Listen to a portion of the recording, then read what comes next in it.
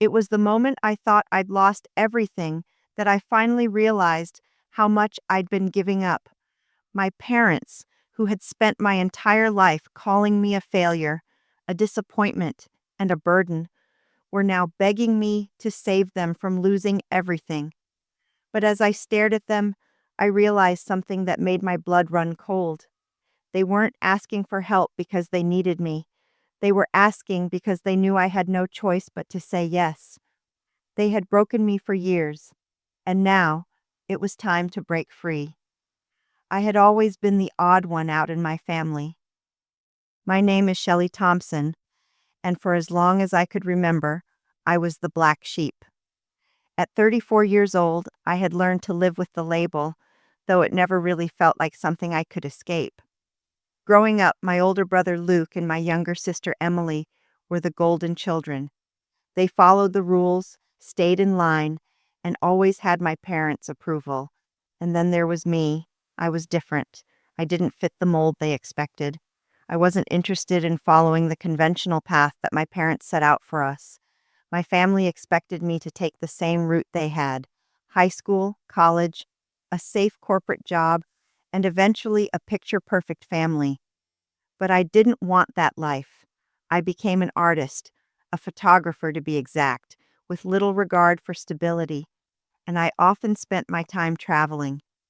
My love for adventure, my refusal to settle down, and my tendency to speak my mind made me a constant point of frustration for my parents. I remember them telling me, more times than I could count, that I was throwing my life away. By the time I hit my 20s, it felt like I was on the outside looking in. There was always a sharp contrast between how they treated me and how they treated Luke and Emily. They praised them for their success in the real world, but whenever I did something I was proud of, like an art exhibit opening or a project I had worked hard on, my parents would downplay it, or worse, just ignore it completely. And then came the breaking point, my sister's wedding. Emily had always been the picture-perfect daughter, the one who followed all the rules, got a degree in law, and married her college sweetheart, Mark. Their wedding was grand, every detail meticulously planned, and of course my parents were there, front and center, celebrating their precious daughter's milestone. I had been invited as a guest, but I wasn't a part of the wedding planning. No big speeches, no hand-holding as they navigated the stress of the event. No, I was just another attendee, like the distant relative who shows up for the free food. I could sense my family's judgment in the air, though they never had the courage to outright say it. But I could see it in the way they looked at me when I refused to wear the frilly dress they suggested, or when I talked about my photography work, which they found unimportant.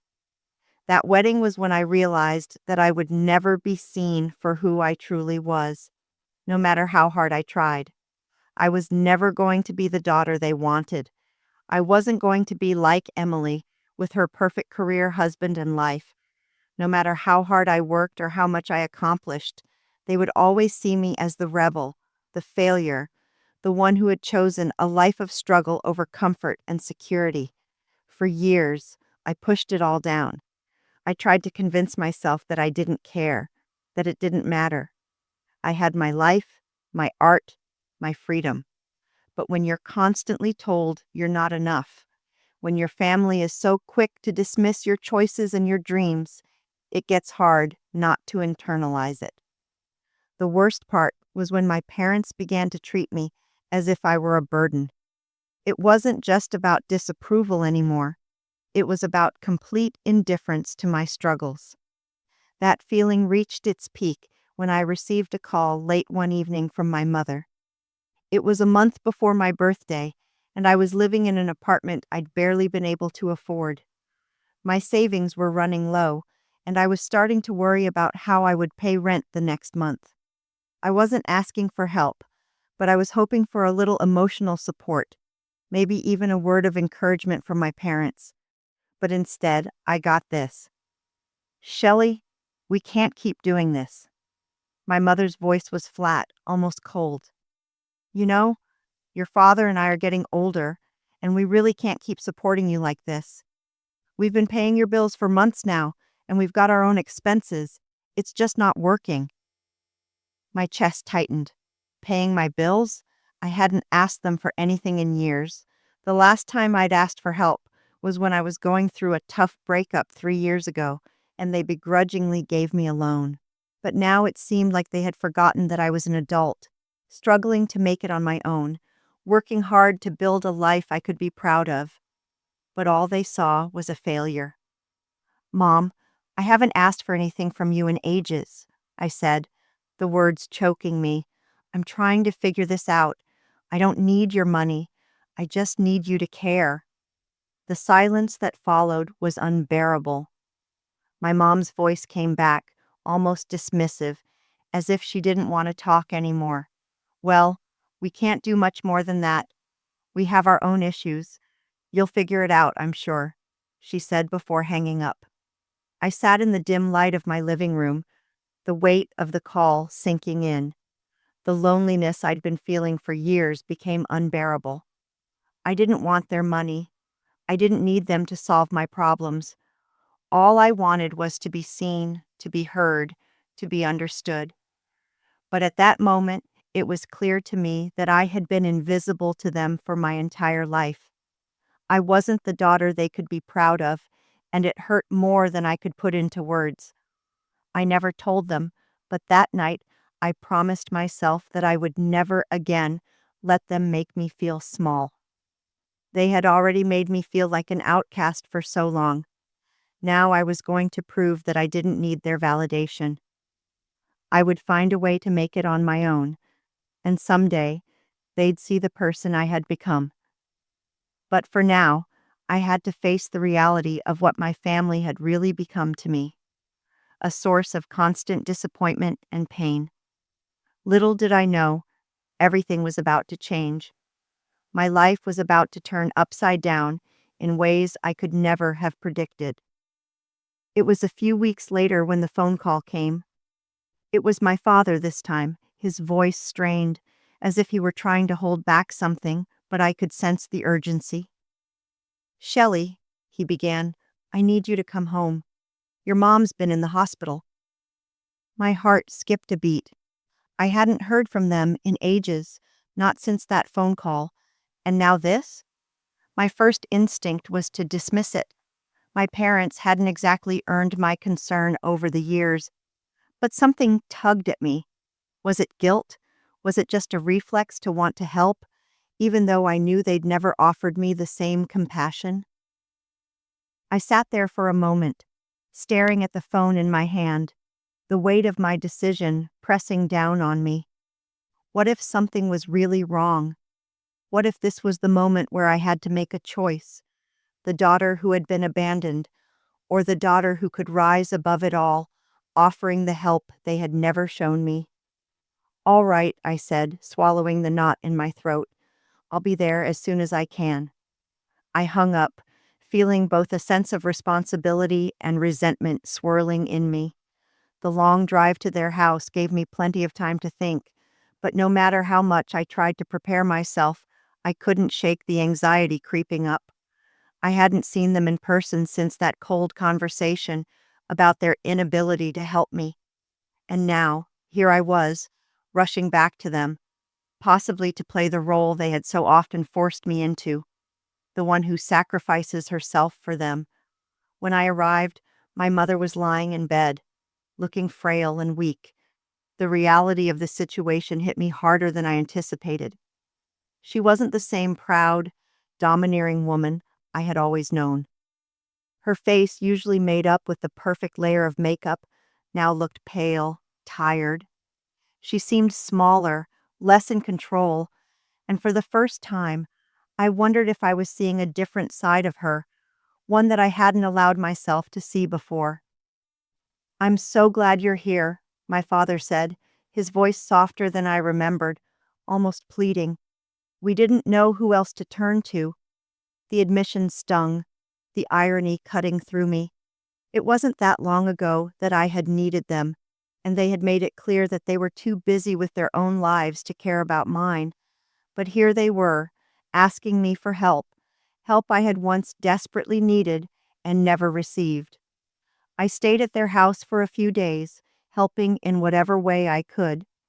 My mother needed assistance with simple things, and I did my best to help. I never once said anything about the past, though the resentment boiled inside of me. I did my part, taking care of her, running errands, cooking meals, but it felt hollow. I knew I was doing this because I had no other choice. This was the situation I was presented with. A family that had once made me feel like a burden now needed me, and I had to rise to the occasion. One evening, as I sat at the kitchen table, watching my parents exchange worried glances, my mother sighed deeply and spoke up. Shelley, I know we haven't been the best parents to you. I know I've hurt you. We didn't understand what you were doing with your life, but now, with everything happening, we realize we were wrong. We were too focused on our image and our expectations for you. Her words hung in the air. For a moment, I didn't know how to react. Could this be the apology I had been waiting for all these years? Could she actually mean what she was saying? But deep down, I knew this wasn't just about understanding me anymore. They didn't need to understand my life choices. They needed me now, and they were willing to admit they were wrong because they needed help. And well, I wasn't sure how to feel about that. My father, too, added in a tone I had never heard from him before. You've always been different, Shelley. We just didn't get it. We didn't see it the way you did. But now, we need you. We're sorry for all those years, for not being there when you needed us. As the words sank in, I couldn't decide whether to feel relief or frustration. I had spent so many years feeling invisible, abandoned, and here they were, telling me they needed me. I was expected to help now, to pull them out of the very hole they had dug for themselves, and I wasn't sure if I had the strength for it. But in that moment, something in me shifted. A part of me wanted to tell them they had no right to ask for my help. After everything they had put me through, after all the years of belittling my dreams, of treating me like the family outcast, did they truly deserve my help? And yet another part of me, the part that longed for love and acceptance, wanted to help them, to prove that despite all their faults, I wasn't like them. I wouldn't abandon them, even if they had abandoned me. So I stayed. I did what I had to do, but inside, a quiet resentment continued to fester. The roles had completely reversed. I had become the person they needed, and it hurt more than I cared to admit. I wasn't sure if this was my opportunity for healing or just another chapter in a never-ending cycle of disappointment. The only thing I was certain of was that nothing would ever be the same again. The family that once made me feel like a failure now needed me more than ever, and I couldn't help but wonder how long this would last. Would they ever see me for who I really was, or would I always be the one they relied on when it was convenient? It had been nearly a week since I had arrived, and the tension in the house seemed to grow with every passing day. My mother was recovering, but not as quickly as the doctors had hoped. The time spent in this house, helping them with things I had never imagined doing for them, felt strange, like I was acting in a play where everyone had forgotten their lines, except me. I was supposed to be the daughter who came to save the day, the one who could fix everything. But it wasn't as simple as that. There were moments, though, when I thought perhaps they had truly changed. My father would try to help around the house, doing little things like washing the dishes or trying to take over the grocery shopping. My mother, even in her frailty, would try to ask about my life, about my photography work, and what I had been doing with myself. It felt different, this attempt at communication. Still, it was laced with something I couldn't quite place. I wanted to believe they were genuinely trying to make amends. I wanted to think that, after years of neglect and coldness, they were finally seeing me for the person I had become. But old wounds were hard to forget, and they were never really there when I needed them. The sense of betrayal lingered, clouding everything. One evening, after a long day of tending to my mom, I sat down in the living room alone, trying to catch my breath. I had been on edge all day, trying to do everything, take care of my parents, keep the house in order, and keep my emotions in check. But a quiet anger was building inside of me, the kind I hadn't allowed myself to feel in years. The moment I had stopped relying on them was the moment I realized how deeply they had hurt me. The pain of all those years of silence, the years of being dismissed and ignored, came rushing back. I hadn't wanted to think about it, hadn't allowed myself to, but now it felt unavoidable. It was like my past was crashing into my present, and I didn't know how to reconcile the two. The next day, my father asked me to drive him to a meeting. He had been avoiding the reality of their finances for so long, and now that the medical bills were piling up, it seemed he had no choice but to confront the truth. We drove in silence, the weight of the conversation ahead hanging over us like a dark cloud. When we reached his office, he hesitated before speaking. "Shelley, I've been thinking a lot about everything. I know we've never been close. I know I haven't been the father you needed, but you've done so much for us. I'm I'm sorry for not being there when you needed me." His words, spoken quietly, caught me off guard. I wasn't expecting an apology, not from him, the man who had always told me to get over it whenever I brought up the past. His apology was unexpected, but it didn't feel like enough. "I don't know if I can ever forgive you," I said, my voice betraying the emotions I had been holding back. "You weren't there when I needed you, Dad. You just weren't." The truth came out harsher than I intended, but it needed to be said. He looked at me, his face conflicted, torn between guilt and a stubborn pride he couldn't quite shake. "I know," he whispered. I didn't I didn't know how to be there for you. I thought you were just rebellious, doing things your way, and I didn't understand it. I was too focused on what I thought was right for you." His voice faltered. I was wrong. His admission hit me harder than I could have imagined. I had spent so many years convinced that he would never change, that my parents were incapable of seeing me for who I really was. But now, sitting in that car, with his apology hanging in the air, it felt like I had no idea how to respond. Forgiveness was something I had never been able to offer them, not because I didn't want to, but because every time I had tried, I had been met with disappointment. "I don't know what you want from me," I said quietly, staring out the window. "I just don't know how to move past everything." For a long moment, we sat there, the silence stretching between us. I wasn't sure if I could ever heal from the years of feeling like I wasn't enough. My dad had made a choice to not see me, to not understand me, to not support me.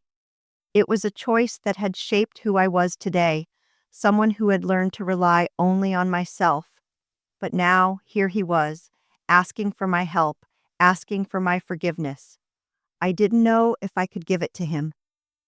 When we returned home, I found my mother sitting in her chair, watching a cooking show on TV, looking lost in her own world. She turned to me with a weak smile when I entered, and I could see it in her eyes. She was tired, physically and emotionally, but I could also see the same vulnerability that had been missing for so long. She wasn't the powerful matriarch she had once been, and maybe that was what it took for me to finally see her, not as the mother who failed me, but as a human being who had her own flaws, her own struggles. But I wasn't sure how to bridge the gap between that understanding and the years of hurt.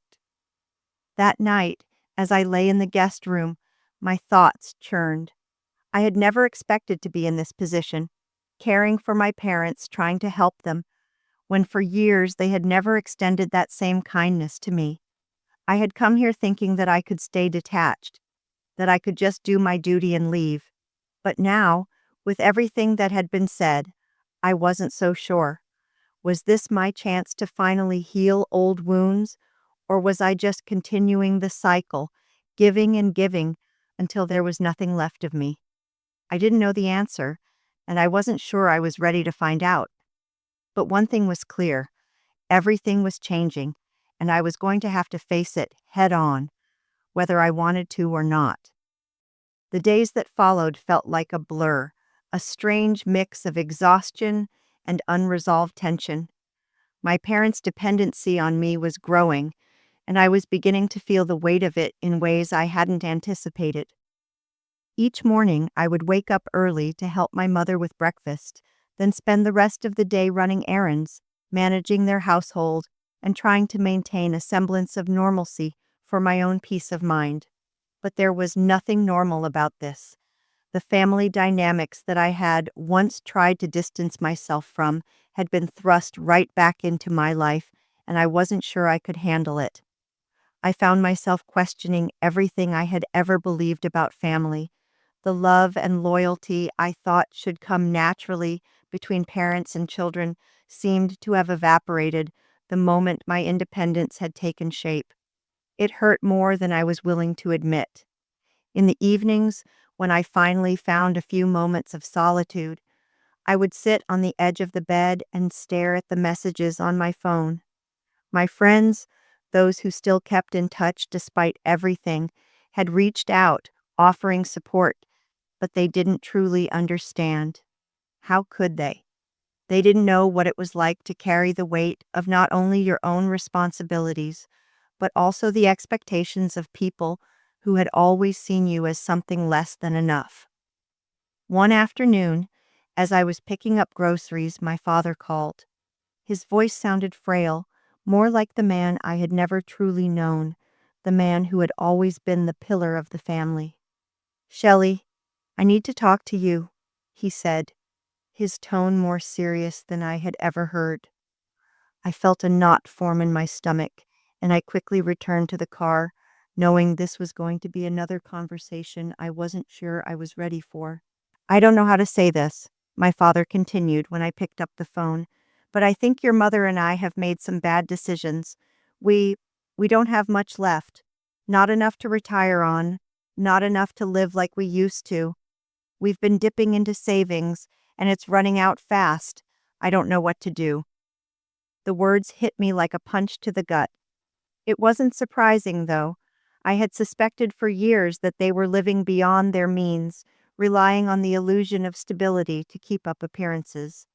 But hearing it from my father, hearing him admit to his own financial downfall, was different. He wasn't the man I remembered, the man who had always been proud and dismissive, now humbled by his own mistakes. And yet, I couldn't shake the feeling that all of this was a way to pull me back into the same cycle of responsibility, the same cycle of trying to fix everything that had been broken.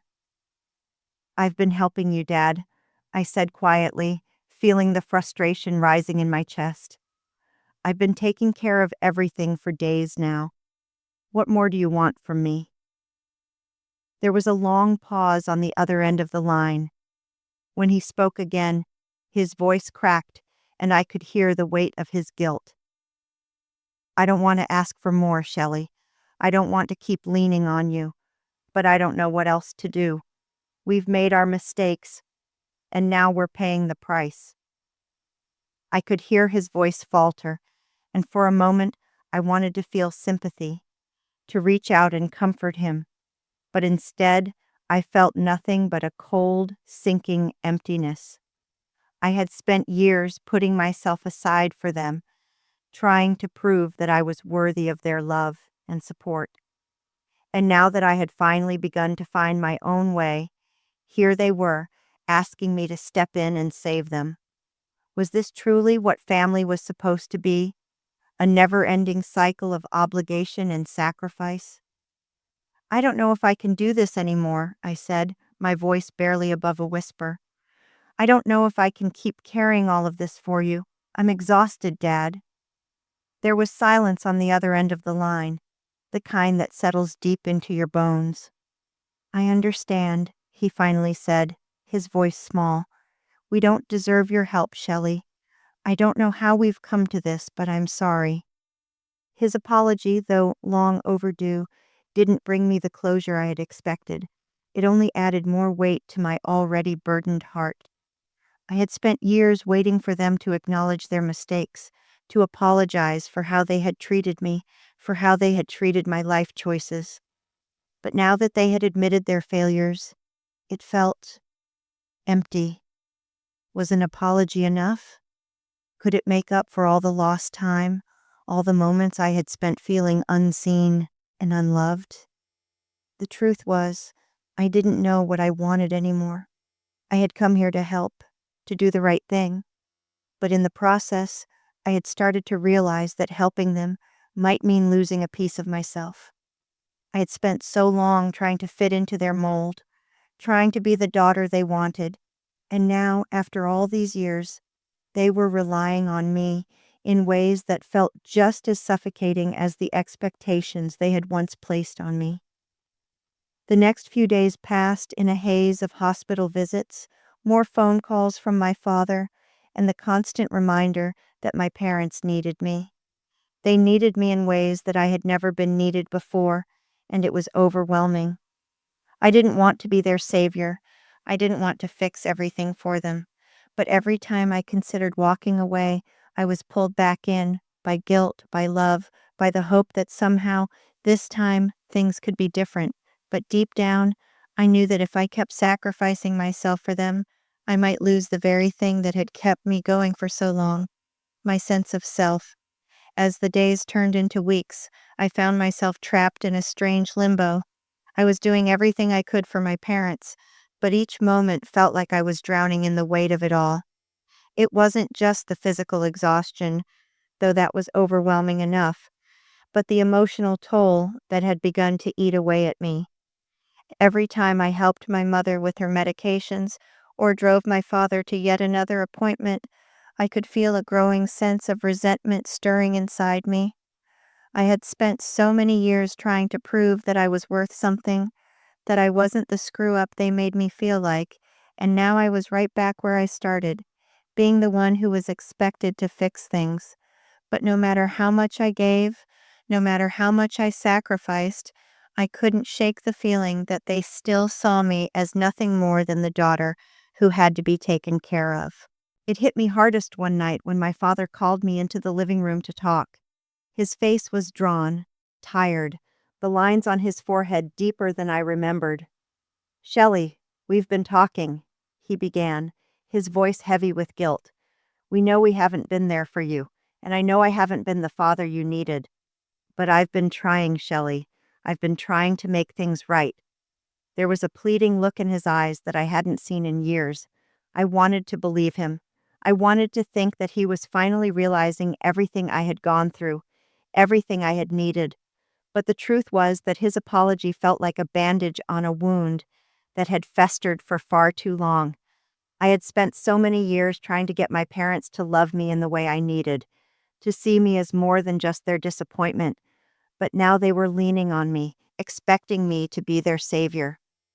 "How do you expect me to believe you?" I asked, my voice trembling with a mix of anger and sadness.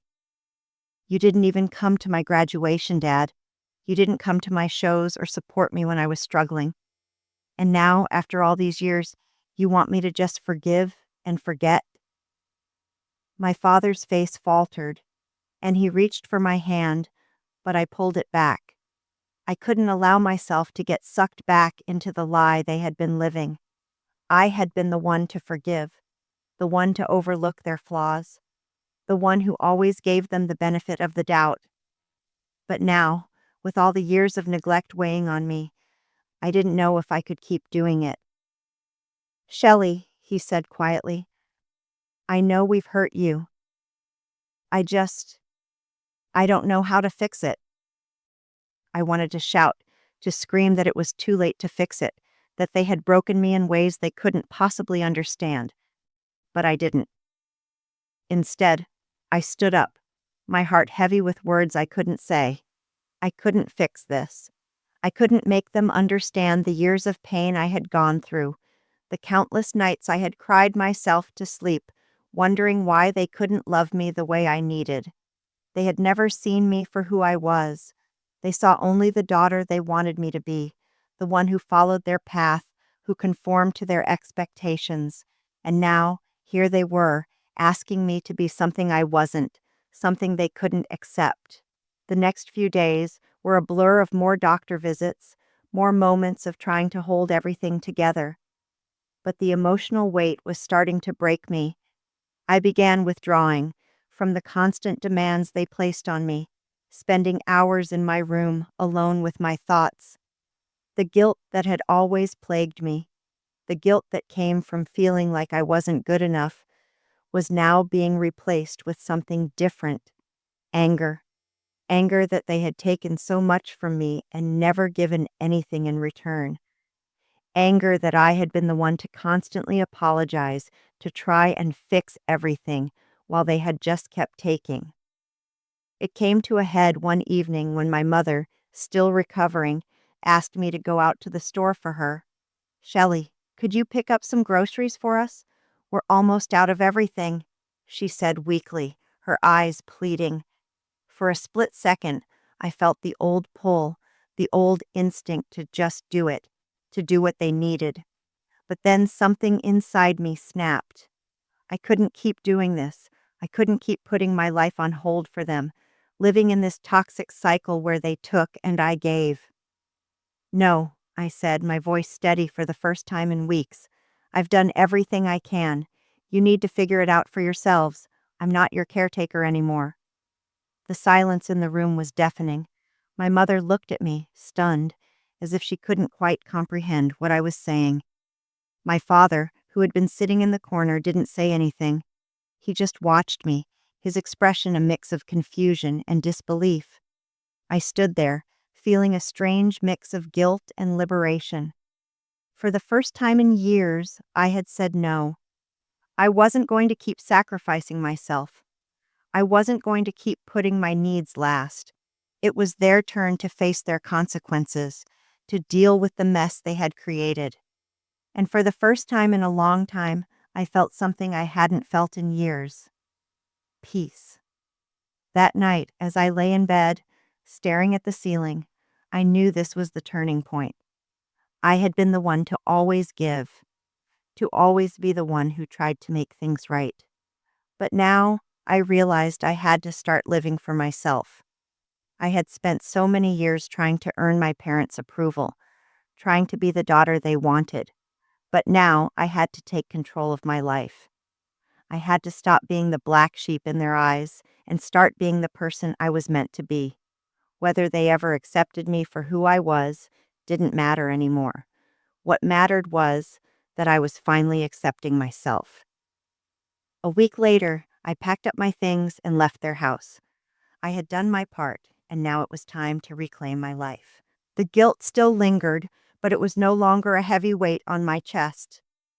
I didn't need their approval anymore. I had spent too long trying to be what they wanted, trying to fit into a mold that wasn't mine. I moved into a small apartment on my own, and for the first time in years, I felt free. The space was mine, no obligations, no expectations. I started focusing on my work again, letting my creativity flow without the constant drain of emotional energy. My photography, which had once been sidelined, came alive in ways it hadn't in years. Months passed, and the calls from my parents slowly tapered off. When they did reach out, it was clear things had shifted. My father's voice was softer, less demanding, and my mother's words were filled with more understanding than before. They had realized they couldn't keep depending on me. They were learning to manage on their own, and while I wasn't sure they'd ever truly change, I knew I had made the right choice. I had learned that self-respect and boundaries weren't just important, they were necessary. For the first time, I wasn't the black sheep in my family. I was just Shelley, and that was enough.